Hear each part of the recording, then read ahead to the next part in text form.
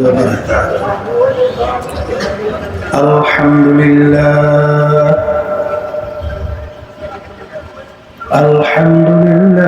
نحمده ونستعينه ونستغفره ونؤمن به ونتوكل عليه ونعوذ بالله من شرور أنفسنا من يهده الله فلا مضل له ومن يضلله فلا هادي له ونشهد أن لا إله إلا الله وحده لا شريك له ونشهد أن محمدا عبده ورسوله أما بعد فأعوذ بالله من الشيطان الرجيم بسم الله الرحمن الرحيم ألف لام ميم ذلك الكتاب لا ريب فيه هدى للمتقين الذين يؤمنون بالغيب صدق الله العلي العظيم সবাই দুরূদ শরীফ পড়ি আল্লাহুম্মা সাল্লি আলা সাইয়্যিদিনা ওয়া হাবিবিনা ওয়া মাওলানা মুহাম্মদ সাল্লাল্লাহু আলাইহি ওয়া আলা আলিহি ওয়া আসহাবিহি ওয়া বারাক ওয়া সাল্লাম اللهم صل على سيدنا ونبينا شفيعنا وحبيبنا ومولانا محمد صلى الله عليه وعلى آله وأصحابه وبارك وسلم اللهم صل على سيدنا ونبينا وشفيعنا وحبيبنا ومولانا محمد صلى الله عليه وعلى آله وأصحابه وبارك وسلم শুকরিয়া আদায় করতেছি মহান রব্বুল আলামিনের দরবারে। রব্বুল আলামিন ফিতনা ফাসাদের যুগে দুনিয়ার সমস্ত কাজ থেকে বিরত রেখে এই গরমের মধ্যেও বৃষ্টি বর্ষার মধ্যেও কষ্ট স্বীকার করে দিনী মাহফিলে আমাদেরকে আসার বসা দিনী আলোচনা করার শোনার তৌফিক দান করছেন। শুকরিয়া তার সবাই বলে আলহামদুলিল্লাহ। অনেক লোকের কানে মাহফিলে দাওয়াত পৌঁছার পরেও অনেকের সুযোগ থাকা সত্ত্বেও মাহফিলে আসে নাই। আবার তালাশ করলে দেখবেন বহু দূর থেকে কষ্ট স্বীকার করে আমার অনেক ভাইরা এই মাহফিলে পাগলের মতো সইটা চলে আসে। মান জাদ্দা ওয়াজাদা, যে যেই জিনিস পাওয়ার জন্য চেষ্টা করে ওই জিনিসে পাইয়াও যায়। আমার আব্বাজান দাদাজান চরমনের জমিনে ঘুমায় আসে। আমার আব্বাজান বলতেন তিনি মাহফিলে প্রথম থেকে শেষ পর্যন্ত থাইকা বাড়ি বিদায় হয়ে চলে গেলে আমল নামার মধ্যে কমপক্ষে হলো 50 লক্ষ নেকি এরকম জমা হতেই পারে না। নিয়াত যাদের সহি, আল্লাহকে রাজি খুশির উদ্দেশ্যেই যারা আসছে, আল্লাহ রাব্বুল আলামিন তাদের আমল নামার মধ্যে লক্ষ লক্ষ নেকিও দান করবে। এত নেকি পাওয়া যাবে জানার পরেও আশেপাশে রাস্তাঘাটে দোকানে বাজারে ঘরে অনেক আমার ভাইরা দুনিয়ার বিভিন্ন গল্পের ভিতরে লিপ্ত আছে। কেউ টেলিভিশন ছাইরা বর্তমান তো বের হয়েছে মোবাইল, আরো মারাত্মক বিভিন্ন হারাম কাজের ভিতরে লিপ্ত। সুযোগ থাকা সত্ত্বেও না আসার কারণ আমার আব্বাজান রহমাতুল্লাহি আলাইহি বলতেন বুঝের অভাব। কিসের অভাব? বুঝের অভাব। আর এই বুঝের জন্যই মাহফিলের ব্যবস্থা। আল্লাহ রাব্বুল আলামিনের কাছে দোয়া করেন, রব্বুল আলামিন আপনি আমাদেরকে দ্বীনের সহি বুঝ দান করেন। আল্লাহ। হাদিসের ভিতরে আসছে আল্লাহ রাসূল সাল্লাল্লাহু আলাইহি ওয়াসাল্লাম বলেন, মায়ুরিদিল্লাহু বিহি খায়রান ইউফাক্কিহু ফিদ্দীন। আল্লাহ যাকে ভালোবাসেন তাকে দ্বীনের সহি বুঝ দান করে। পাশে একটা কথা মনে রাখা লাগবে, হেদায়েত কিন্তু কোনো পীরের হাতে নাই, কোনো দলের হাতে নাই, কোনো ওস্তাদ বা ওস্তাদদের হাতে নাই, কোনো দলের নেতাদের হাতে নাই। হেদায়েত একমাত্র আল্লাহর হাতে। মুজাহিদ কারি ইব্রাহিম সাহেব রহমাতুল্লাহি আলাইহি তাকে একজন প্রশ্ন করছিলেন, হযরত হেদায়েত আল্লাহর হাতে রাখলেন কেন? হুজুর বলছিলেন, হেদায়েতের চেয়ে বড় নেয়ামত কিছু নাই, হতেও পারে না।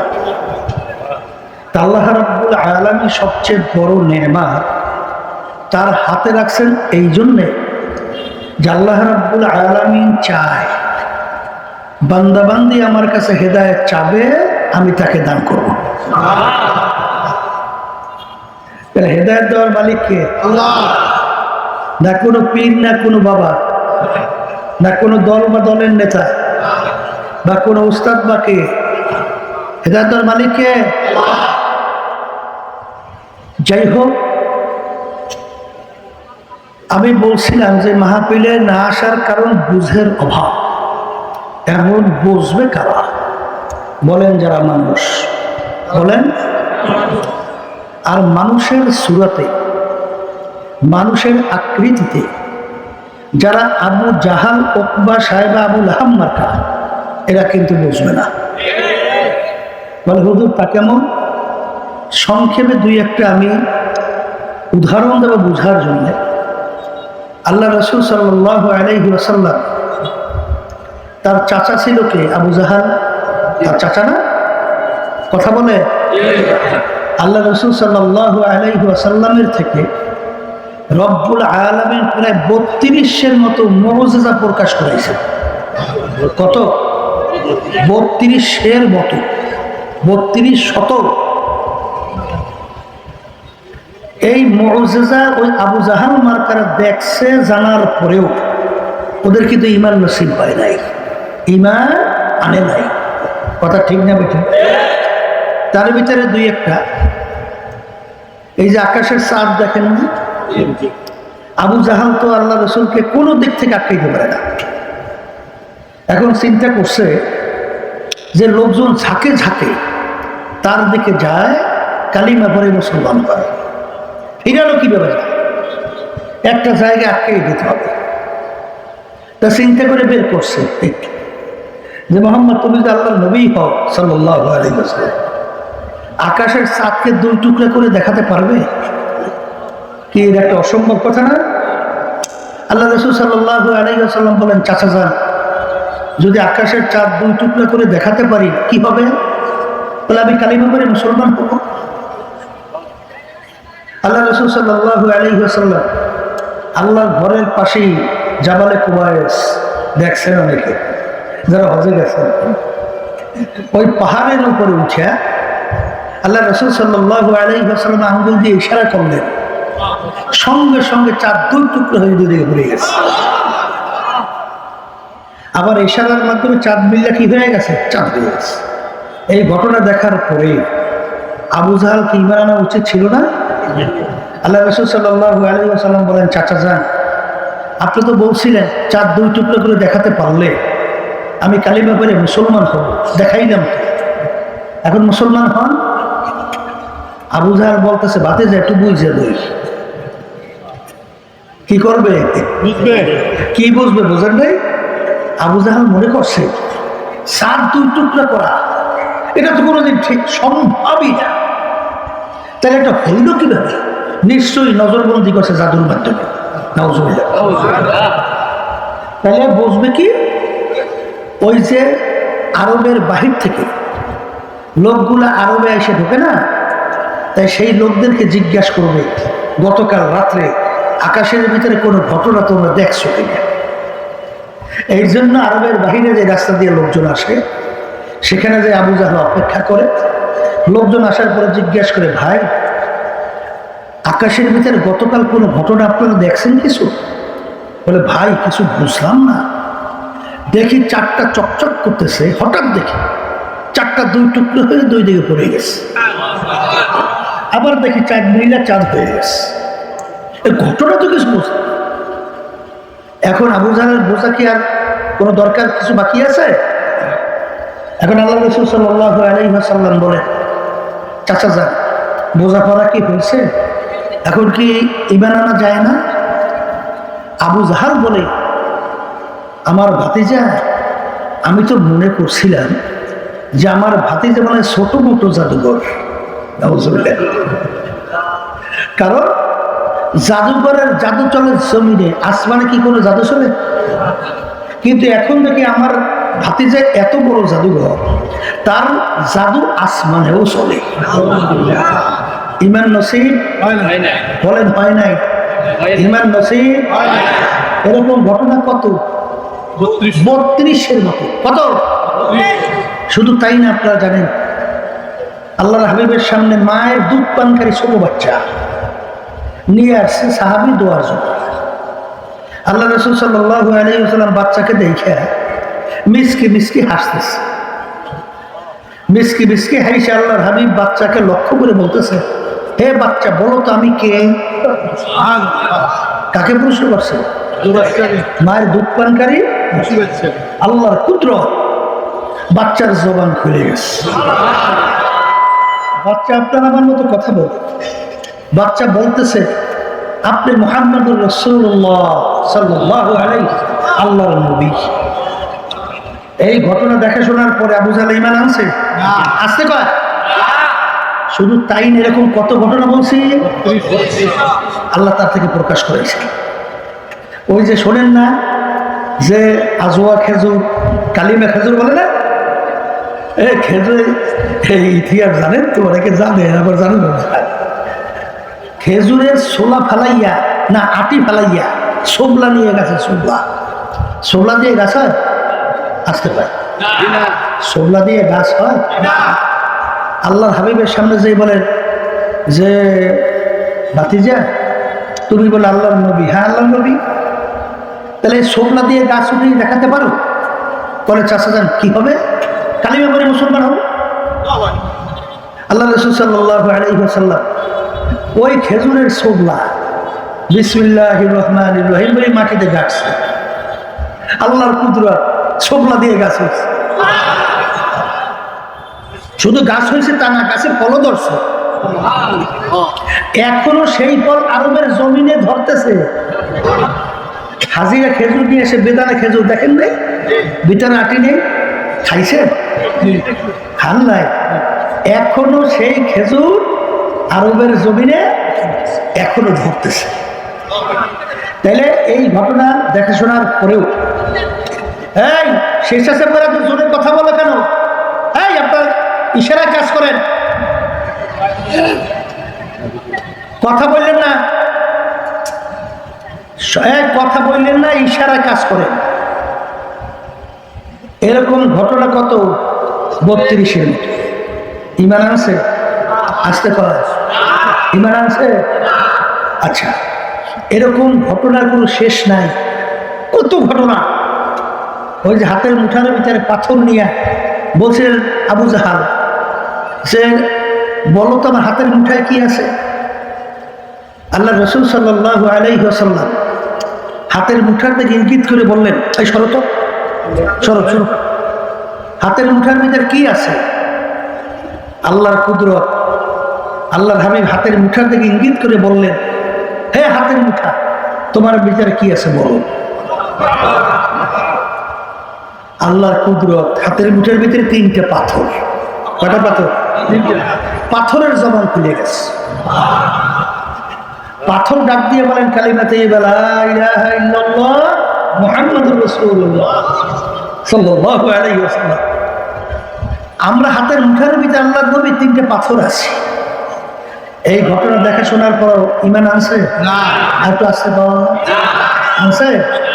আল্লাহ হাবিবের সবচেয়ে বড় মুজিজা কুরআনুল কারীম। জোরে বলেন কি? আবার বলেন। বলে হুজুর তা কেমন? এই আল্লাহর বান্দা, কুরআনুল কারীম নাযিল হওয়ার প্রায় 1500 বছর হয়ে গেছে। যেই যুগের ভিতরে নাযিল হয়েছে, ইতিহাসে বলে যুগটা অন্ধকারের যুগ, অসভ্যের যুগ। যেই যুগের ভিতরে বাপ তার জ্যান্ত মেয়ে সন্তানটাকে জ্যান্ত অবস্থায় গর্ত খুইরা মাটির ভিতরে চাপা দিয়ে মাইরে ফেলত। এত বড় পশু, এসে পশু আর হইতে পারে? আচ্ছা, সেই অন্ধকারের যুগে কোরআনুল কারীম নাযিল হলো আল্লাহ রাসূল সাল্লাল্লাহু আলাইহি ওয়াসাল্লামের ভিতরে। আল্লাহর হাবিব মায়ের পেটে থাকা অবস্থায় আল্লাহ তার আব্বাকে দুনিয়া থেকে নিয়ে গেল। দুনিয়াতে আসার পরে বছর 6 বয়স আল্লাহ তার আম্মাকে উড়িয়ে গেছে। ছোট 6 বছরের বাচ্চা, বাপ হারা মা হারা। বলে বাপ হারা মা হারা। দুনিয়ার কোনো শিক্ষকের কাছে আল্লাহ রাসূল পড়ার কোনো সুযোগ পায় নাই, আল্লাহ দেয় নাই। পায় নাই মানে কি? আল্লাহ দেয় নাই। কেন দেয় নাই? কারণ সে যদি বড় শিক্ষিত হতো, হয়তো বা কাফেরের দলেরা, নাস্তিকের দলেরা, বেঈমানের দলেরা, ইসলাম বিদ্বেষী চক্ররা হয়তো বা বলার সুযোগ পেত লোকটা খুব মেধাবী ছিল, খুব শিক্ষিত ছিল, খুব পণ্ডিত মানুষ ছিল, কোরআনুল কারীম নিজে লেখে রয়েছে। নাউজুবিল্লাহ। কথা ঠিক কিনা? এই জন্য আল্লাহ রাসূল সাল্লাল্লাহু আলাইহি ওয়াসাল্লাম তিনি কিন্তু নিজের দস্তখত অর্থাৎ সাইনও করতে জানতেন না। বলে হুজুরটা বিভিন্ন প্রমাণ রাখতেন কিভাবে?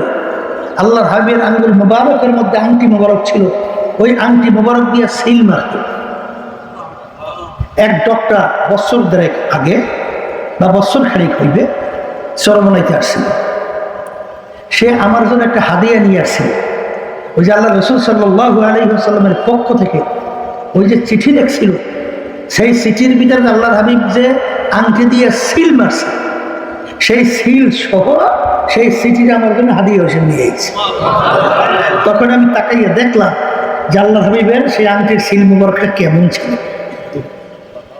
তাহলে দুনিয়ার কোনো শিক্ষিত হওয়ার সুযোগ আল্লাহ দেয় নাই।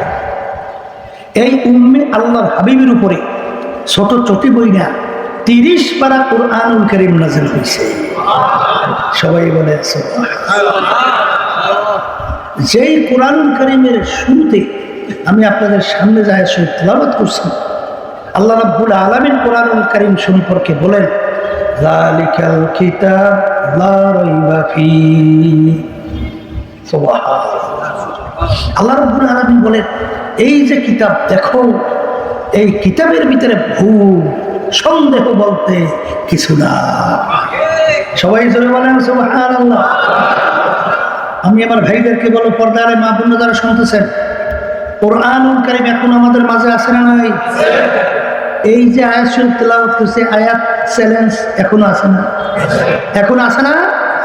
আচ্ছা, এত ইসলামের শব্দ দুনিয়া থেকে গেল, আরবের জমিনে আল্লাহ হাবিবের জামানায় কাফেরের কোন অভাব ছিল? কাফেরের অভাব ছিল?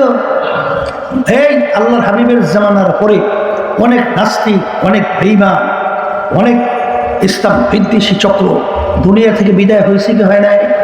বলে আচ্ছা, বর্তমানে আছে না? আছে। আচ্ছা, এই যে বর্তমানে যে নাস্তিকের দলেরা বা আগে যত গেছে, তারা কি কোরআনুল কারীম নিয়ে মোটেও চিন্তা, রিসার্চ, চেষ্টা ভুল বের করার জন্য করে নাই? একটু আসতে একটু আমি তো আসতে পারি কি করছে, কিন্তু ভুল বের করতে পারছে। আবার একটু বলেন, যারাই চেষ্টা করছে তারাই কালিমা পড়ে মুসলমান হয়ে গেছে। একটা দুইটা ঘটনা না, হাজার হাজার লক্ষ লক্ষ যারাই রিসার্চ করছে তারাই কালিমা পড়ে মুসলমান হয়ে গেছে। কথা ঠিক না? ঠিক। সংক্ষেপে একটা ঘটনাই শুনাই। আমাদের পাশে রাষ্ট্র ভারত, ওই এখান থেকে মনে দেখা যায় বর্ডার না? আচ্ছা, ওপারেই তো ভারত। এই ভারতে শিব শক্তি মহারাজ নাম শুনছেন? এই 12 ভাষায় ডক্টরের ডিগ্রি, দুনিয়ার দিক থেকে শিক্ষার দিক থেকে অনেক ঊর্ধ্বের শিক্ষিত, সম্মানের দিক থেকে প্রায় 70 কোটি কম বেশি হিন্দু তাকে ধর্মীয় ভগবান মানত, তার সামনে হাত জোড় করে নমস্কার দিত। এই ছিল তাদের সম্মান। অর্থের দিক থেকে বিদ্যাবন সহ প্রায় 3টা আশ্রমের মালিক ছিল, শত শত কোটি টাকার মালিক। কথা ঠিক না বেটি? কিন্তু তিনি যখন নাকি কোরআনুল কারীম নিয়ে রিসার্চ করলো, তিনি নিজেই কালিমা করে মুসলমান হয়ে গেছেন। এইভাবে যারাই সহি মানে সঠিক তালাশ করার জন্য কোরআনুল কারীম রিসার্চ করছে, তারাই কালিমা করে মুসলমান হয়ে গেছে।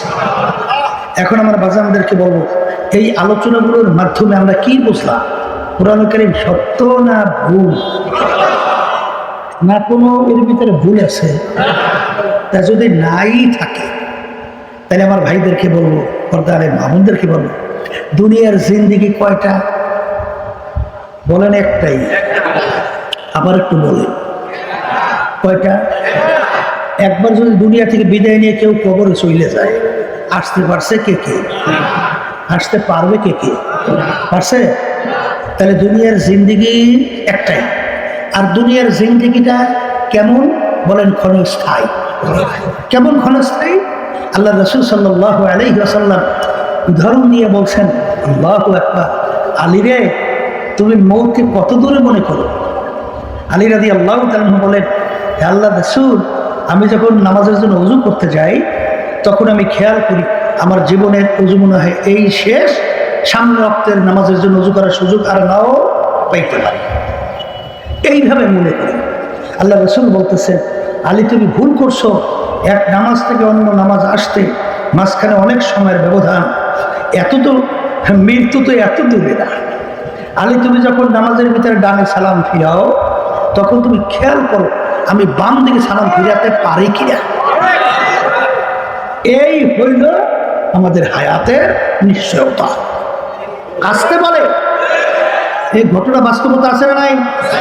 আমি গেছিলাম পটুয়াখালী গলাচিপা থানা, চরবনের একজন মুজাহিদ হজরের নামাজের জন্য মসজিদে গেছে, ইমাম সাহেব আসে না, লোকজন তাকে ইমামতের জন্য সামনে যখন দিল, সে হজরের 2 রাকাত ফরজ নামাজ পড়াবার পরে যখন ডান দিকে সালাম ফিরেছে আর বামে সালাম ফিরাইতে পারে,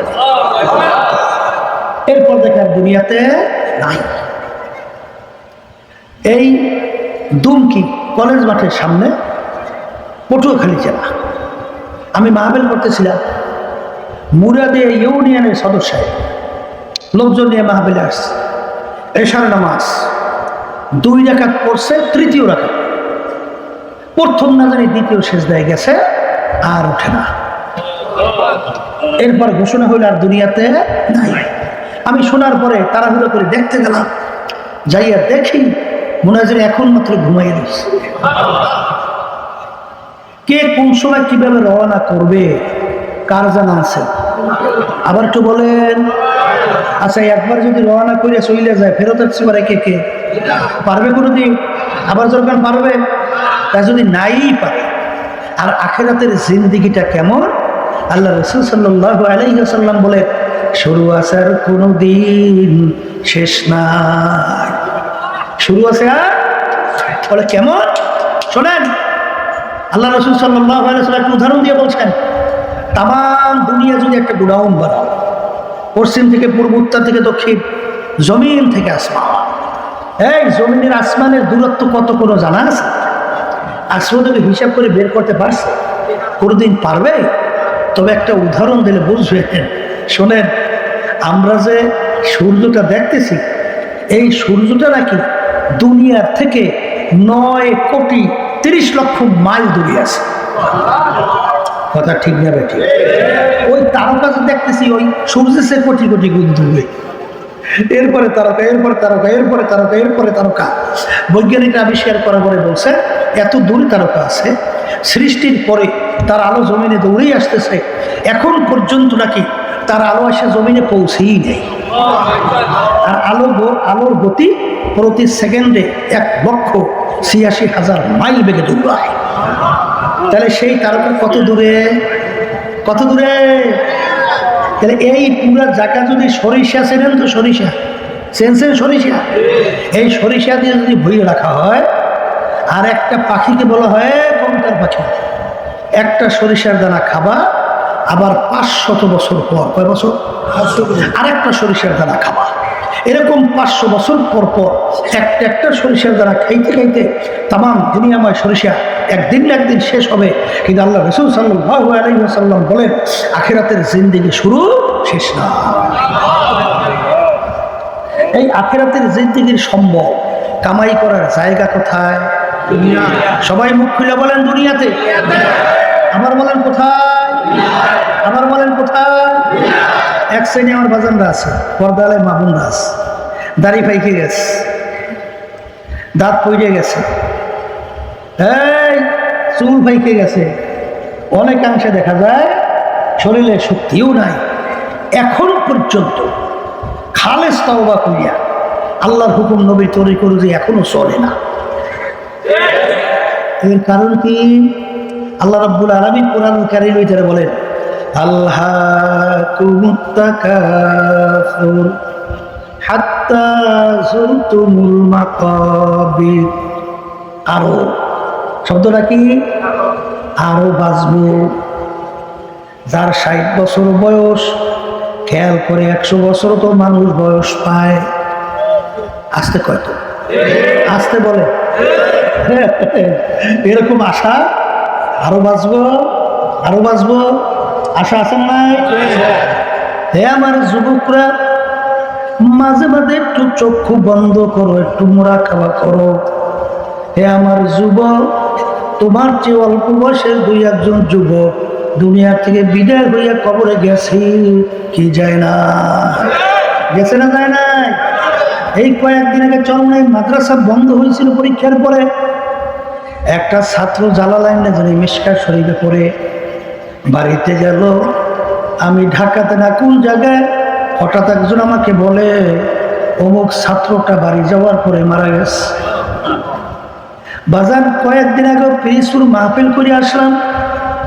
আমাদের সেখানে দায়িত্বশীল সদর, তার ছোট ছেলেটা আমাদেরকে এত মোহাব্বত করতো, কয়েকদিন আগে হঠাৎ বলে অ্যাক্সিডেন্ট কইরা দুনিয়াতে নাই, কবর জিয়ারত করে আসলাম। হে আমার যুবক, এই যুবক বয়সে যদি তুমি তাওবা করতে পারো, আমার মালিক তোমার মর্যাদা মর্তবা, তোমার সম্মান এত বাড়াবে, তোমার মর্যাদা আমার মালিক নবীদের মর্যাদায় নিয়ে পৌঁছাইয়া দিবে। কাদের মর্যাদা? এই কোন মর্তবা? হ্যাঁ, নবীদের মর্যাদায় পৌঁছায়। জোরে বলেন কথা ঠিক না ঠিক? হে আমার মুরব্বী, আমার বাজানরা, যারা মনে করেন আমার এখন 60 বছর 100 বছর তো অনেক বাকি, আপনার যে অল্প বয়সের 2-1 দুনিয়ার থেকে আত্মীয় স্বজনের ভিতরে বিদায় হয়েছে কি হয় নাই? আপনি বুড়া হবেন, 100 বছর বয়স পাইবেন আর তওবা করবেন, এরকম গ্যারান্টি কারোর কাছে আছে? আসতে বলেন, জোরে বলেন আছে? আছে আছে। যদি নাই থাকে, আমার বাজানদেরকে বলবো, কোনো জ্ঞানী কোনো সময় কোনো কাজ বাকিতে রাখে না। কিতে রাখে না? বাকি বাকি কিতে রাখে না? বলেন, বাকির নাম ফাঁকি। বাকির নাম, বাকির নাম ফাঁকি। বাকিতে কোনো কাজ রাখে? এ কবরের যাত্রীরা, কুরআনুল কারীম সত্য, আর দুনিয়ার জিন্দেগি ক্ষণস্থায়ী স্থায়ী, আখিরাতের জিন্দেগি শুরু আছে আর কোনোদিন শেষ নাই। ওই স্থায়ী জিন্দেগির সম্বল এই দুনিয়ায় থাকা অবস্থায় কামাই করার পরে রওনা করা লাগবে। কথা ঠিক না ঠিক? হে আল্লাহর বান্দারা, পর্দালে মা বোনেরা, আমার মালিক 18,000 কম বেশি মাখলুকাত সৃষ্টি করছেন। এর ভিতরে একটা মাখলুকের নাম হলো মানুষ। কয়টা মাখলুক? হ্যাঁ, কয়টা মাখলুক? আমাদেরকে আল্লাহ সৃষ্টি করলেন কেন? ওই সত্য কুরআনুল কারীমের মধ্যে আল্লাহ রাব্বুল আলামিন ঘোষণা করেন, ওমা খালাকতুল জিন্না ওয়াল ইনসা ইল্লা লিয়াবুদুন, আমি তোমাদেরকে কেন সৃষ্টি করলাম? আল্লাহ বলতেছেন তোমাদেরকে আমি সৃষ্টি করার উদ্দেশ্য হলো আমার ইবাদতের জন্য। সবাই বলে সুবহানাল্লাহ। ইবাদত শব্দ একটা আরবি, এর বাংলা অর্থ হলো মালিকের হুকুম অনুযায়ী চলা। ইবাদত শব্দের অর্থ কি বলেন? মালিকের হুকুম অনুযায়ী চলা। বলেন ইবাদত শব্দের অর্থ কি? মালিকের হুকুম অনুযায়ী চলা। নামাজ পড়া যেরকম নাকি ইবাদত, নামাজ না পড়াও কিন্তু ইবাদত। রোজা রাখা যেরকম নাকি ইবাদত, রোজা না রাখাও কিন্তু ইবাদত। অনেকের কিছু আশ্চর্য লাগতে পারে, হুজুর নামাজ পড়লে তো ইবাদত হবে, নামাজ না পড়লে ইবাদত কিভাবে হয়? এখন বুঝবেন, সূর্য উঠতেছে মাথার উপরে ঠিক চলে আসছে, সূর্য ডুবতেছে, ওই সময় যদি কেউ নামাজ পড়ে সওয়াব না গুনাহ? পড়ছেন নামাজ পাইছেন, গুনাহ কারণ কি? ওই নামাজটা মালিকের হুকুম অনুযায়ী হয় না। বাজার ঈদের দিন যদি কেউ রোজা রাখেন সওয়াব না গুনাহ? রাখলেন রোজা পাইলেন, গুনাহ কারণ কি? ওই রোজাটা মালিকের হুকুম অনুযায়ী না হওয়ার কারণে গুনাহ আমলনামায় জমা হয়েছে। যদি বলেন কথা ঠিক কিনা? এই আল্লাহর বান্দারা, পর্দায় মা বোনেরা, এক কথায় যে এই কাজটা মালিকের হুকুম অনুযায়ী হবে সেইটা ইবাদতের ভিতরে গণ্য হবে। আর যেটা মালিকের হুকুম অনুযায়ী হবে না, যত বড় আকারে হোক না কেন, ইবাদতের ভিতরে গণ্য হবে না। যদি বলেন কথা ঠিক না বেঠিক? হে কবরের যাত্রীরা, আল্লাহর বান্দারা, পর্দায় মা বোনেরা, আমার মালিকের হুকুম প্রতিটা মানুষের ব্যক্তিগত জীবনে আছে না? না? জোরে বলেন আছে। আবার জোরে বলেন আছে। আমার মালিকের হুকুম 3.5 বডিতে। তুমি কিভাবে দাড়ি রাখবা, তুমি কিভাবে চুল রাখবা, তুমি কিভাবে জামা পরবা, তুমি কিভাবে লুঙ্গি পরবা, পায়জামা পরবা, এরকম একটা নির্দেশ আমার মালিকের পক্ষ থেকে আছে না নাই? অনেকে মনে করে পোশাকের ব্যাপারে কোনো গুরুত্ব নাই। আমার মালিক ওই শক্ত কালামের ভিতরে বলেন, লিবাসুত তাকওয়া যালিকা খায়র, পরহেজগারি লেবাস তোমাদের জন্য উত্তম। কে বলছেন? আল্লাহ। আবার জোরে বল আল্লাহ। তাহলে পোশাকের ব্যাপারে মালিকের হুকুম আছে। আবার তো জোরে বল। এক শ্রেণীর বাজানরা, তারা কিন্তু পোশাকের ব্যাপারে গুরুত্ব দেয় না। কেউ বিদেশি culture, London, America, France, Japan, চীন, বিভিন্ন বিজাতিদের পোশাক তাদের কাছে ভালো লাগে। আবার একটু আসতে পারো। আসলে আমাদের কপাল পড়ছে। বলে হুজুর তা কেমন? এই যে ভারতের যে প্রধানমন্ত্রী ছিল বাজপেয়ী, মনে আছে? হ্যাঁ, মনে আছে না? এই বাংলাদেশে আসছিল রাষ্ট্রীয় সফরে, তা তো মনে আছে? কি পরিয়েছিল? ধুতি। ধুতি। শিখ দেখছেন? শিখ ওদের ধর্মীয় একটা পোশাকের আচরণ দেখছেন? আসতে পারে দেখছেন? এরকম বিভিন্ন বিজাতিদের একটা কালচার আছে না? জোরেকান আছে না? আর মুসলমান আমার বাজানরা, এই মুসলমানের ঘরে জন্মগ্রহণ করিয়া তাদের কাছে মুসলমানের পোশাক ভালো লাগে না, তাদের কাছে ভালো লাগে বিজাতিদের পোশাকের কালচার। তোমার কপাল বসছে, ঠিক কিনা? হ্যাঁ, দাড়ি রাখার ভিতরে নিয়ম নাই, চুল রাখার ভিতরে নিয়ম নাই, হ্যাঁ, পায়জামা পরার ভিতরে নিয়ম নাই। নাই নাই নাই, জোরে করে আছে না নাই? শোনেন, অনেকে কিন্তু দাড়ি রাখার ব্যাপারে বিভিন্ন সুরাত তৈরি করে। এক শ্রেণী আমার বাজারে রাগ করবেন না, বাজার বোঝার চেষ্টা করে, আমল করার চেষ্টা করে, ঠিক না ভাই? এই শোনেন, এক মুষ্টির উপরে দাড়ি ছাটা কামা সম্পূর্ণ হারাম। কারণ 1.5 লক্ষের মতো সাহাবায়ে কেরাম, কত? একজন সাহাবিও পাওয়া যায় না এক মুষ্টির উপরে দাড়ি ছাড়ছে বা কামাইছে, একজন সাহাবি ছিল না, নাই, পাওয়া যায় না। দাড়ির ব্যাপারে আল্লাহ রাসূল বলেছেন, তুলুল লিহিয়া, তোমরা দাড়িকে লম্বা করো, ওয়া কাসরু শাওয়ারিব, মুছে খাটো করো। কথা ঠিক না বেঠিক? চুল 3 প্রকারে, 1 প্রকার রাখা লাগবে। কান্দা পর্যন্ত লম্বা, কানের লতি পর্যন্ত লম্বা, সাউহু সমান চতুর্দিকে করিয়ে দেওয়া। কথা ঠিক না বেঠিক? এই জামা লম্বা গায়ে দেবেন কোন পর্যন্ত? নেসু শাক পর্যন্ত। কোন পর্যন্ত? হাঁটু পায়ের গিরা এর মাঝ বরাবর লম্বা। কথা ঠিক? এখন গোল না লম্বা হইবে? আমরা গোল দেই না? আমরা কি দেই? গোল কানি ফারা না। বলে কেন? শোনে, হ্যাঁ বাজান, এই যে লম্বা জামা নেসু শাক পর্যন্ত আমরা গায়ে দিলাম, এ দ্বারা তো আমাদের সতর্কী হয়, হেফাজত হয়। সতর্কী হয়, আবার ঢুক, সতর্কী হয়, হেফাজত হয়। এই যদি ধরিয়ে দেন পায়জামা একটু নরম হয়ে গেছে বা লঙ্গি নরম হয়ে গেছে, অনেক সময় ঘাম শরীরে সেজদা দেশে পিস দিয়ে পায়জামা লঙ্গি সিরিয়ে রেখে দিতে পারে না? কি জন্য গান পারে কি পারে?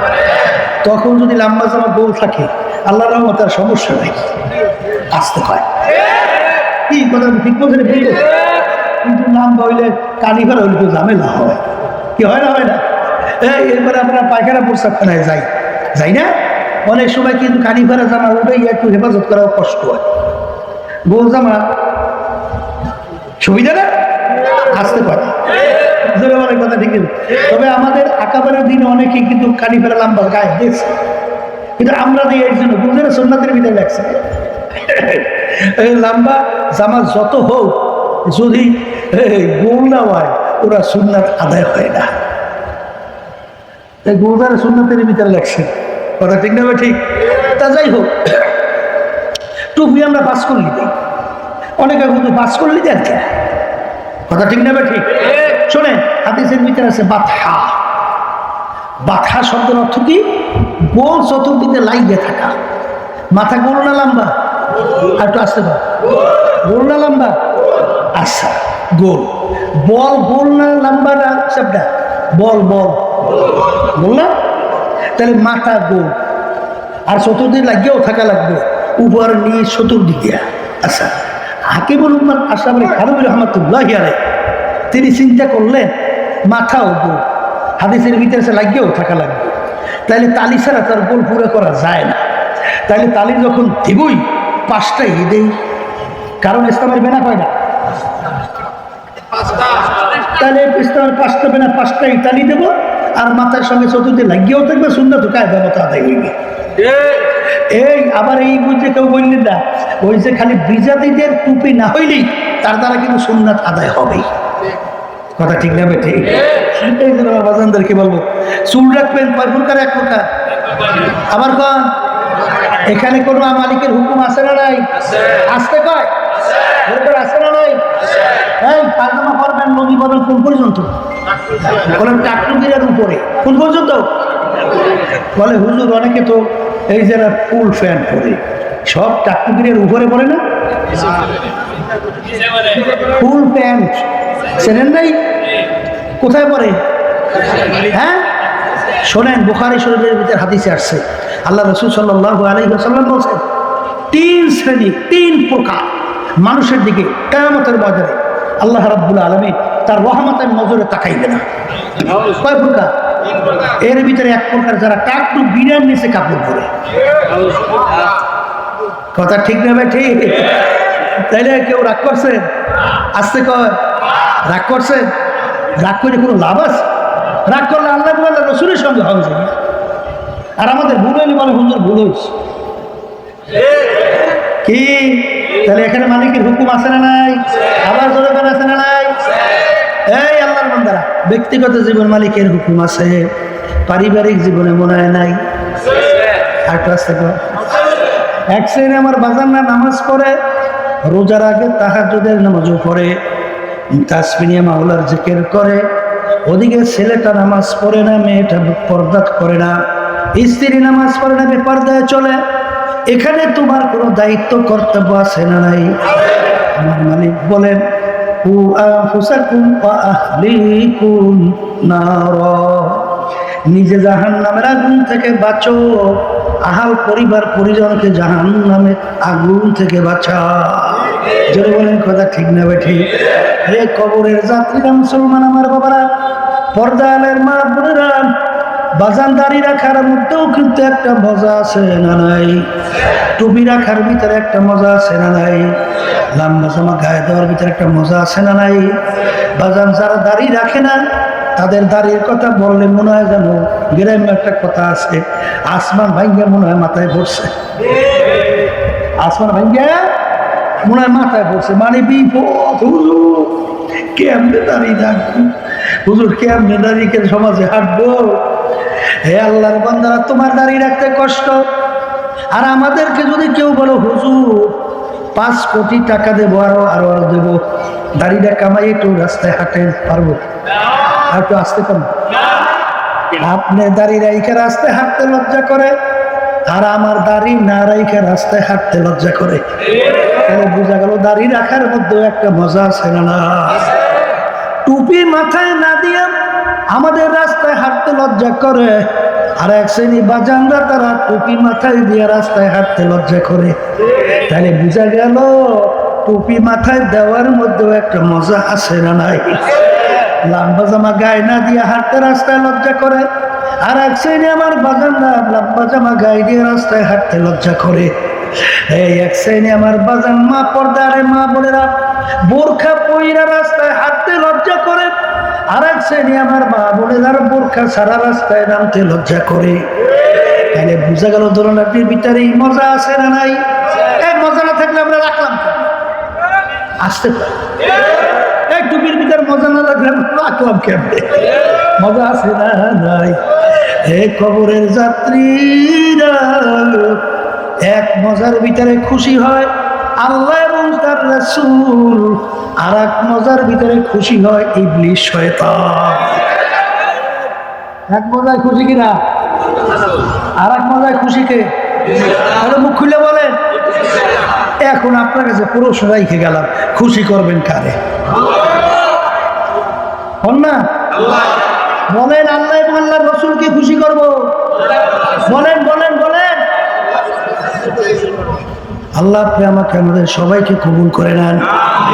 এই পারিবারিক জীবনে হুকুম আছে না নাই? বাজার তুমি ভালো করে যাই না রাখো, তুমি নামাজ পড়ো, রোজা রাখো, তুমি বিভিন্ন ইবাদত করো, তোমার আয়াতের ভিতরে থাইকা সন্তান নামাজ না পড়লে, স্ত্রী নামাজ না পড়লে, মেয়ে নামাজ না পড়াইলে, বাজান যদি তাদেরকে আল্লাহর হুকুম অনুযায়ী না চালাও, তুমি ভালো করে যাই না রাখো, তুমি যত ইবাদত করো কিয়ামতের ময়দানে তুমি বেহেশতে ঢুকতে পারবে না। চাই না ধৈর্য লাগবে, কি করবে? চাই না ধরবে, বলে মালিক আমার পাপ ছাড়া আমি জাহান্নামে যাব না, কারণ সে ইচ্ছা করলে আমাকে দিনদার বানাইতে পারত, আমাকে নামাজি বানাইতে পারত, কিন্তু সে আমাকে বানায় না, আমি তাকে ছাড়া জাহান্নামে যাব না। কি কথা ঠিক না? ঠিক।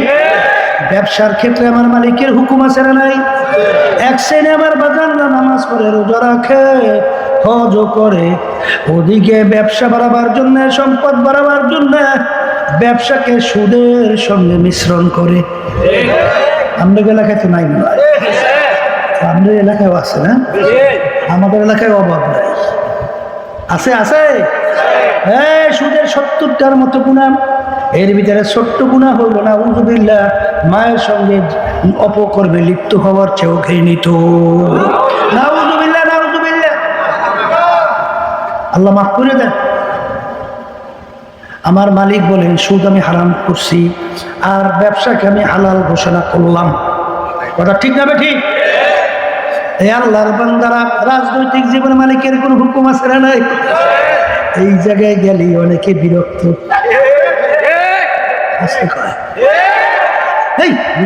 রাজনীতি করে কথা কয় না বাজার, হুজুররা রাজনীতি করবে, করবে কি? ফেয়ার নীতি। হ্যাঁ, রাজনীতি মানে রাজনীতি, আবার কয় কি নীতি? রাজনীতি, রাজা নীতি, কথা কয় না। বর্তমানে তো রাজনীতি নেই, আছে সব ফেয়ার নীতি, হুয়ার নীতি, মানুষ খুন করার নীতি, গুম করার নীতি, জুলুমের নীতি, মিথ্যাচারের নীতি। রাজনীতি মানুষের কল্যাণের জন্য, কিসের জন্য? কল্যাণের জন্য। আরে রাজনীতির ভিতরে বর্তমান আছে হুলিয়ানি। কথা ঠিক না ঠিক? ইদানিং কিছুদিন আগে দেখেন নাই যে রাজনীতি করে 16 বছর পর্যন্ত কি কাণ্ড ঘটাই গেছে। আরে মানুষগুলোকে পাখির মতো বলে হত্যা করছে। হ্যাঁ, আমরা তো চোখে দেখছি যে কি ঘটনাগুলো ঘটছে। আমরা তো রাজপথে ছিলাম। আরে এখনো মানুষ পারে 11 লক্ষ কোটি টাকার উপরে বাংলাদেশ থেকে পাচার করে বিদেশে বেগম পাড়া তৈরি করছে। এই আপনার আমার মেহনত করে কষ্ট অর্জিত সম্পদ 18 লক্ষের উপরে কোটি টাকা ঋণ করছে বাংলাদেশে প্রতিটা মানুষের। আরে সুবহানাল্লাহ, কত হাজার টাকা জারি ঋণ অবস্থায় আমরা আছি। এই সব পাগলামি রাজনীতি না, ওরিয়ে নীতি। হ্যাঁ, আল্লাহ মাফ করুক। রাজনীতি বাজার আমার মালিক বলেন আমি রাজার রাজা। আমি কি ইসলাম, আমার কাছে একমাত্র নীতি আদর্শ গ্রহণযোগ্যতার নাম হলো ইসলাম। বলেন আবার কর। হ্যাঁ, ইসলাম এবং দুনিয়ার মানুষ রচিত তন্ত্র মন্ত্রের পার্থক্য আছে না? জোরে কর। এই 5ই আগস্ট এই শেখ হাসিনা পলাইছে না? আসতে কার আওয়ামী লীগের গুন্ডা পান্ডা সব পলাইছে না? আচ্ছা, পলানের পরে তখন আবার আর এক শ্রেণী নামছে। এতগুলো মানুষ মারা গেল, এতগুলো ছাত্র মেধাবী আমাদের দেশের ভবিষ্যৎ প্রজন্ম, ভবিষ্যৎ, ওদেরকে গুলি করে মাইরে ফেললো। এত রক্ত, এত কিছু, এই সব হইলা আর একটা শ্রেণী নামছে। ওরা লুটপাট করার জন্য, চাঁদাবাজি করার জন্য, ডাকা দখল করার জন্য বিভিন্ন ধরনের চুরি, লুটপাট, ডাকাজারি, হানাজারি শেষ নাই। রাজনীতি আবার কর কি নীতি? কুত্তানীতি। কুত্তানীতি বোঝেন নাই? বুঝি একটা কুত্তা আর একটা কুত্তার খাইতে দেয়। ওদের খেউ খেউ খেউ খেউ খেউ করিয়া লড়াই কামড়াইতে নিয়ে গেছে। কথা ঠিক না? ঠিক। আর ইসলামী রাজনীতি এমন এক নীতি আদর্শ, তখন আপনারা দেখছেন ইসলামী আন্দোলন বাংলাদেশ এবং তার সহযোগী সংগঠন বাজার এবং অন্যান্য ওলামায়ে কেরাম সহ যারা নীতি আদর্শ ইসলামকে পছন্দ করে, তারা ওই সময় হিন্দুদের মন্দির পাহারায় দায়িত্ব পালন করে। ক্ষতি না হয়।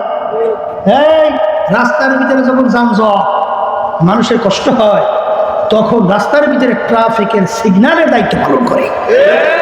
হাতদের নিয়ে তাদের সেবা করার জন্য পাগল হয়ে যায়। আর এক শ্রেণী নামছে লুটপাট, চাঁদাবাজি, সন্ত্রাসী, বিভিন্ন জায়গা দখল, আরো অনেক অনেক অনেক। কথা ঠিক না? ঠিক। এই হলো ইসলামী নীতি। ইসলামী নীতি এমন এক আদর্শ, আমার মালিক বলেন আল্লাহু আকবার, জমিন আমার, মানুষ আমার, সবকিছু আমার। আর তোমরা জমিনে শান্তি যদি চাও, আখিরাতে যদি মুক্তি চাও, এই নীতি আদর্শের বাহিরে দুনিয়াতে আমি শান্তি রাখি নাই, আখিরাতেও মুক্তি রাখি না। আমি ভুল বলছি না ঠিক বলছি? আবার জোরকান ভুল বলছি না ঠিক বলছি? বাস্তব নিয়ে তার দুই একটা উদাহরণ, বেশি লম্বা হয়ে যায় কথা, বেশি লম্বা করবো না, হয়তোবা অনেক সব কাজ ফলাই আইছেন, তো বেশি লম্বাও কথা বলা যাইবে না। সংক্ষেপে বলতেছি, ওমর ফারুক রাদিয়াল্লাহু তাআলা আনহু অর্ধেক দুনিয়ার রাজত্ব করে নাই? বাংলাদেশের মধ্যে 200 দেশের রাজা জেরুজালেম রওনা করছে। জেরুজালেম, সেখানে আমির উটের পিঠে বসা, গোলাম উটের রশি টানতেছে। কিছুক্ষণ পর আমির ডাক দিয়ে বলে, অর্ধেক দুনিয়ার রাজা, বাংলাদেশের মধ্যে 200 দেশের রাজা, বলতেছে আমি, গোলাম তুমি এখন উটের পিঠে উঠবে আর আমি উটের রশি টানবো। কে কে কে? অর্ধেক দুনিয়ার রাজা গোলামের উটের পিঠে উঠায় আর সে উঠে রশি টানে। আর বর্তমানে এলাকায় যদি একজন মেম্বার হয়, ওরে সর্বনাশ, এর পাওয়ার কি ধারে বোঝা যায় না। কথা ঠিক না? অর্ধেক দুনিয়ার রাজা, তিনি উটের রশি টানে আর গোলাম উটের পিঠে বসা। পালাক্রমে যখন টানলো, জেরুজালেম যখন পৌঁছলো, আল্লাহর কুদরত, তখন উটের রশি টানার পারা পড়লো আমিরুল মুমিনিনের। এই এলাকার লোক তো আমি কি চেনে না, নতুন জায়গায় লোকজন প্রার্থনার জন্য অপেক্ষা করে। যখন যাইয়ে উটের কাছ থেকে আমিরকে নামাবার জন্য গেল, উটের পিঠ থেকে গোলাম ডাক দিয়ে বলে, আমি আমির না, আমি উটের রশি টানতেছে। এর নাম হলো ইসলামী নীতি। ওই যে শোনেন সমাজতন্ত্রবাদ, এই কমিউনিজম, মিথ্যা মুখরোচক স্লোগান, কেউ খাবে তো কেউ খাবে না, তা হবে না, তা হবে না। কেউ থাকবে গাছতলায়, কেউ থাকবে পাঁচতলায়। সম্পূর্ণ ধোকাবাজি স্লোগানের মাধ্যমে মানুষকে ধোকা দিয়া দিয়া ওরা কেউ কি আইয়া গাছতলায় বাইর লাগে রয়েছে, আসতে রয়েছে রয়েছে সম্পূর্ণ ধোকাবাজি স্লোগান না। হ্যাঁ, সাম্য কাকে বলে, সামাজিক আল্লাহু আকবার মানবতা কাকে বলে, সামাজিক ন্যায় বিচার প্রতিষ্ঠা কাকে বলে, একমাত্র নিশ্চিত তার নীতি আদর্শের নাম হলো ইসলাম। কথা ঠিক না বা ঠিক? কত লম্বা আলোচনা আমি যাব না। 53 বছর বাংলাদেশ স্বাধীনতার বয়স না আছে কয়?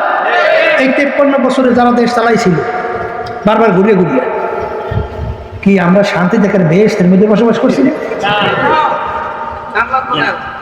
আর একটু কর কি সব জান্নাতের মধ্যে না? তাইলে কারণ কি? কারণ মানব রচিত তন্ত্র মন্ত্রের মাধ্যমে শান্তি কোনোদিন আসে নাই, কোনোদিন আসবে না। আসবে আসবে আসবে, এ কোনোদিন আসবে, কোনোদিন আসছে। তাই দুনিয়াতে শান্তি, আখিরাতের মুক্তি, এর মূল নীতি আদর্শ হলো ইসলাম। এই জন্য আমার বাজানদেরকে বলবো যে রাষ্ট্রীয় পর্যায় পর্যন্ত ইসলামী নীতি আদর্শ বাস্তবায়নের জন্য আপনার আমার সাধ্য অনুযায়ী চেষ্টা করো, ফরজ চেষ্টা করো। কি মনে করছেন আমরা কিছু বুঝি না? হ্যাঁ, রাজনীতি যে একটা কাঁটাযুক্ত পথ, এটা একটা বালা মুসিবতের পথ, এটা ঝামেলার পথ, এটা আমরা বুঝি না? এটা আমরা বুঝি না? হ্যাঁ, হ্যাঁ, ইসলামী আন্দোলন বাংলাদেশ আল্লাহর রহমতে আপনাদের দোয়া, এখন তো একটা ছোট্ট মোট্ট দল না, আসতে পারে সারা বাংলাদেশে 300 আসনে প্রার্থী দেওয়ার মতো আল্লাহ আমাদেরকে তৌফিক দিচ্ছে না? আসতে কয় দেশে কি দেয় নাই? আওয়ামী লীগ এই যে 24 নির্বাচন করলো জাতীয়, আমাদের সাথে কি কথা বলছে, কত সিট দেবে, কত সুবিধা দেবে, 300 আসনই খরচ সহ বিভিন্ন কায়দায় কায়দায় শত শত কোটি টাকা, এ বুঝি আমরা বুঝি? হ্যাঁ, এমন একটা বুঝি না আমরা। কিন্তু আল্লাহর রহমতে আপনাদের দোয়ায় বিএনপি আমাদের সাথে কি আলোচনা করে এটা কি আমরা জানি না? না, আমরা জানি সব। কিন্তু আল্লাহর রহমতে আপনাদের দোয়ায় ইসলামী নীতি আদর্শ বিসর্জন দিয়া কিসের এমপি, কিসের মন্ত্রী, কিসের সম্পদ, কিসের সম্মান, আমি আমার মালিক আমাকে বানাইছে ইবাদতের জন্য। আমার ইবাদত মালিকের হুকুম অনুযায়ী চইলা ব্যক্তি জীবন থেকে রাষ্ট্রীয় পর্যায় পর্যন্ত, আন্তর্জাতিক পর্যন্ত জীবন আমার মালিকের হুকুম অনুযায়ী চলবার চালাবার নামই হইল ইবাদত। কথা ঠিক কিনা? এখন অনেকে আবার বিগড়ে যায় না, হুজুর আপনার মতো অনেক হুজুর তো আছে, হেরা দেখি এই বিভিন্ন মানব রচিত এই প্রচলিত গণতন্ত্র যেটা জানি অন্য বুঝিয়া মানলে কুফুরি, হুজুর হের লাগে জড়াই মরাই আবার বিপর্দা মহিলাগুলো এই বসে একাতে চাও খাই দেয়, নাস্তাও। হুজুর এটা আবার কোন ইসলাম, আপনার আবার কোন ইসলাম? আসতে কয় মন কইছি নাকি? না, বাংলাদেশে মনে দেখেন না, এমন দেখেন, দেখছেন না? আমরা কিন্তু বহু জিনিস জানি, যেহেতু আলহামদুলিল্লাহ কেন্দ্রীয় রাজনীতি করি, ওর চেহারা কিন্তু আমাদের অনেক জানা আছে, চেনা আছে। কে কিসের জন্য কার সঙ্গে কি আতাত করে, এই সম্পূর্ণ জিনিসের ব্যক্তির স্বার্থের জন্য, দেশের কোন প্রিয়, সম্পূর্ণ নিজের ধোকার জন্য, নিজের স্বার্থের জন্য, সম্পদের জন্য, সম্মানের জন্য, নট ইসলাম, ইসলামের জন্য। আমাদের সব জানা আছে। এই জন্য আবার বাজানদেরকে বলো, পর্দার মা বোনদেরকে বলবো, মোমেন কখনো বোকা হইতে পারবে না। হাদিসের ভিতরে আসছে মোমেন চালাক চতুর হতে হবে। মঞ্চ চাইলে ইচ্ছা করলে যেদিকে সেদিকে পা বাড়ানো যাবে না, কারণ কবরে কিন্তু কোনো দলাদলি নাই। কবরে প্রশ্ন করবে না তুমি সর্বনাই না তুমি অমুক না তমুকটা শুন, এই প্রশ্ন কিন্তু কবরে নাই। আছে জোরে কোন আছে? যদি নাই থাকে তাইলে বুঝে শুনে তারপর কিন্তু পা বাড়াতে হবে, ঠিক না? আসাও পাতার ইদিন কাশাফাল গুবারো আফরাসুন তাহতার জলে কাম হেমারো। পাগলের দলেরা কি বোঝে? দুনিয়ার ভিতরে যত মানুষ বাস করে সব পাগলের দল, ঠিক না? ঠিক। চক্ষু খোলা দুনিয়ায় আকাশের ভিতরে সূর্য আলো, বাজার অন্ধকারের ভিতরে সেই যুগে ঘোড়ার পিঠে সওয়ার হইলে সামাজিকভাবে সম্মান লাভ করা যায়। এক ব্যক্তি অন্ধকারে গাদার পিঠে সওয়ার হয়েছে, অর্থাৎ ফসরার গাদা তো আর ঘোড়া দেখতে একই কায়দা, এক কায়দা না? এখন রাত্রে গোপনে গাদার পিঠে সওয়ার হইয়া যায় আর বলে আমি অমুকের ছেলে অমুক, আমি ঘোড়ার পিঠে সওয়ার হইয়া যায়। একজন দেখে ফেললো খুব কায়দা কইরা যে আসলে অত ঘোড়ার পিঠে সওয়ার না, একটা গাদার পিঠে সওয়ার। চুপ কর, চুপ কর, অন্ধকার পরিষ্কার হোক, সূর্য আকাশের মধ্যে উঠুক, দেখতে পারবি ঘোড়ায় না গাদায়। হে দুনিয়াদার পাগল, হে পীর আমার বাবারা, মুফতি আমার বাবারা, মুহাদ্দিস আমার বাবারা, হে কালিমা মুসলমান আমার বাবারা, আজকে দুনিয়ায় চক্ষু খোলা দুনিয়ায় আমি পরিচয় দেয় আমি পীর, কেউ পরিচয় দেয় আমি মুফতি, আমি মুহাদ্দিস, আমি চেয়ারম্যান, আমি এমপি, আমি মিনিস্টার, আমি অমুক। আর এই পরিচয় কতক্ষণ? যতক্ষণ দুনিয়া চক্ষু খোলা থাকবে, যেদিন চিরতরে চক্ষু বন্ধ এরপরে পরিচয় ঘুইটা যাবে তুমি পীর না মুফতি না মুহাদ্দিস না খোদা না কাসা জাহান্নামের একজন কয়েদি। এই জন্য আল্লামা জিলি রহমাতুল্লাহি আলাইহি লেখছেন, কবরে যাইয়া মাপ পাওয়ার আগ পর্যন্ত নিজেকে নিজে একটা শুয়ারের চেয়ে ভালো মনে করা যায় না। এই জন্য আমার বাজানদেরকে বলবো, পর্দালে মা বোনদেরকে বলবো, মালিক আমাদেরকে বানাইলে তার ইবাদতের জন্য। বাজান আমার মালিকের হুকুম সর্বক্ষেত্রে আছে, যদি ইবাদত না কইরা যদি কেউ কবরে যাইয়া শুইয়া বসো, আমার মালিক ডাক দিয়া বলবে কবরের মাটি না পারবার আমার সমস্ত নিয়ামত ভোগ করছিল, আমার দেওয়া চক্ষু নিয়ামত দিয়া দেখছিল, হাত দিয়া কাজ করছিল, ব্রেন দিয়া পড়াশোনা করছিল, ব্যবসা বাণিজ্য কইরা সম্পদ কামাই করলো, আমার হুকুম না মাইনা কবরে আসছে, ওকে কবরে জাগালাই। কবরে মাটি দুই পাশ থেকে এমন ভাবে চাপ মারো, এক পাজরে হাড্ডি দিয়ে অন্য পাজরের মধ্যে মিশিয়ে দাও। আল্লাহর হাবিব বলে এমন ভাবে চাপ মারবে, আল্লাহর হাবিব হাত দুইটা উঠাইয়া আঙ্গুল ফাঁকা কইরা এরকম এক আঙ্গুল আর এক আঙ্গুলের ভিতরে ঢুকাইয়া আল্লাহর হাবিব সাল্লাল্লাহু আলাইহি ওয়াসাল্লাম দেখা এক পাজরে হাড্ডি অন্য পাজরে এইভাবে ঢুইকা যাবে। আল্লাহ আমাকে আমাদের সবাইকে মাফ কইরা দেন। আল্লাহর হাবিব বলে ও আমার উম্মতেরা, আল কবরু রাউযাতুম মিন রিয়াজিল জান্নাহ আও হুফরাতুম মিন হুফারিল্লাহ, এই কবর কিন্তু জাহান্নামের আগুনে এসে পড়ে যাবে। আল্লাহ আপনি আমাকে আমাদের সবাইকে মাফ কইরা দেন। আল্লাহ রাসূল বলে ও আমার উম্মতেরা, তিসআতু ওয়া তিসঈনা তিন্নিনান লাউ নুফিকা ফিল আরদি মা আনবাতাত খাদিরা, করুণা ফরমানের কবরের মধ্যে একটা না দুইটা না বিষাক্ত 99টা সাপ জমা হইয়া যাবে, নাফরমানকে পেঁচাইয়া পেঁচাইয়া কিয়ামত পর্যন্ত ঠুকরাইতে থাকবে। এমন বিষ ঘর হবে, জমিনের দিকে মুখ করে ফুক দিলে কোনো গাছপালা তরুলতা মাথা জাগাতে পারতো না। এই জন্য আমার বাজানদেরকে বলবো, আমি আপনাদের জন্য দোয়া করি, দোয়া চাই মালিক যেন আমাদেরকে তার খাস বান্দা পর্দা আলে মা বোনদেরকে খাস বান্দি বানাইয়া তারপর কবরে ডাক দেয়।